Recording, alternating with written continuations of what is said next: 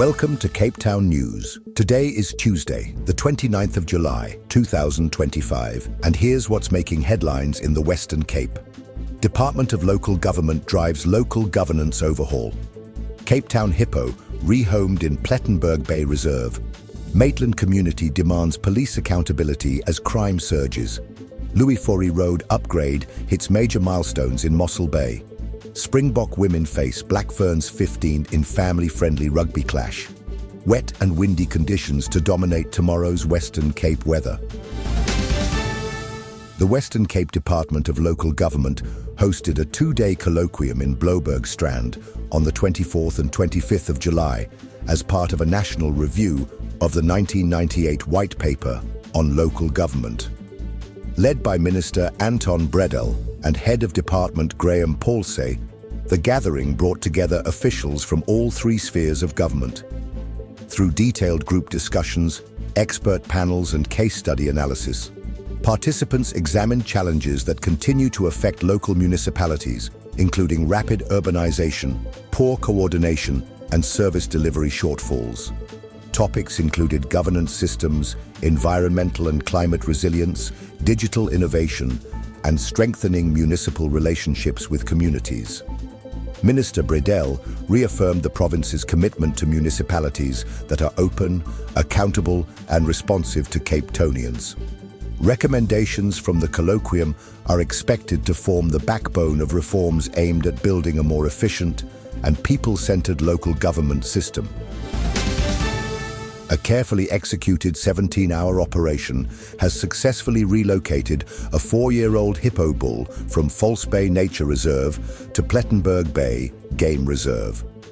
The operation began on the evening of the 22nd of July with a custom capture boma, veterinary supervision, and a reinforced transport crate. The hippo was tranquilized and loaded onto a flatbed truck that departed Cape Town just before 11 at night, arriving safely at his new home shortly after 8:30 the next morning. He is now under observation in a separate dam to allow a gradual adjustment before joining the local pod.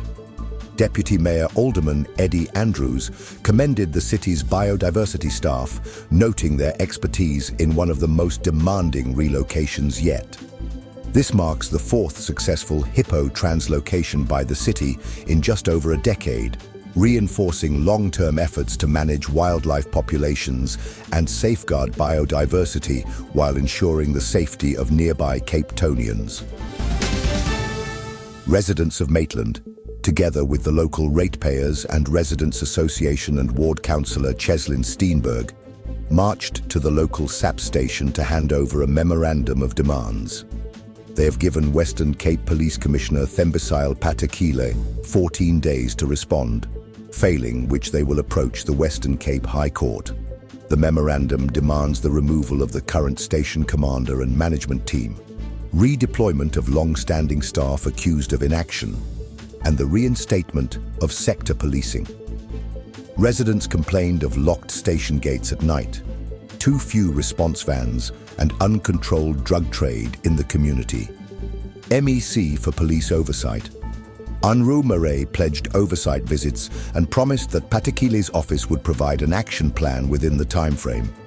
Residents say they want transparency, accountability, and a fresh start in policing, insisting they will no longer tolerate broken promises as crime continues to rise. Progress continues on the 520 million rand Fourie Road upgrade in Mossel Bay, the largest provincial road infrastructure investment in the Garden Route. Since the switchover to the seaside lanes on the 17th of July, congestion has eased notably at the temporary fuel station intersection. Director Jondre Bakker confirmed that the Garrett Street intersection and the Gerika Road link are now open, and the traffic is successfully flowing over the newly completed Blinde River Bridge. To date, 57.3 million rand has been spent on targeted local enterprises and more than 37,770 person days of work created, already exceeding the target of 58,000. 6 of the 13 subcontractors are women-owned and praised for excellent quality delivery. Minister Tertuis Simmers said the project remains on schedule for completion in the second quarter of the 2026-27 financial year and assured that long-term benefits will outweigh current disruptions. Athlone Stadium is set to host a thrilling international rugby showdown on Saturday the 2nd of August as the Springbok Women square off against the Black Ferns XV. Kickoff is at 5 in the evening in their final warm-up ahead of the Women's Rugby World Cup in England. Tickets are priced from as little as 20 Rand, making it an accessible event for families and young fans.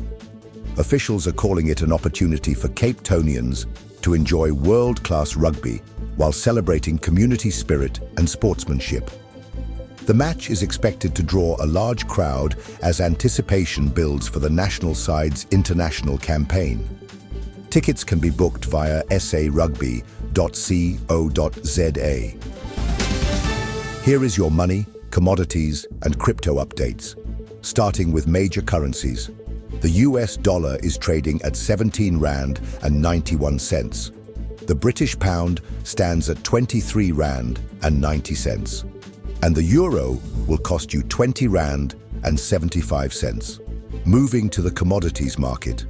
Gold is priced at 1,907 Rand and 87 cents per gram. Silver is trading at 21 Rand and 97 cents per gram. Platinum is valued at 806 Rand and 3 cents per gram. And Brent crude oil is trading at $68.22 per barrel. In the cryptocurrency market, Bitcoin is valued at 2,119,226 Rand, while Ethereum is trading at 67,673 Rand. Ripple XRP is priced at 55 Rand and 69 cents. And finally, Solana is trading at 3,343 Rand.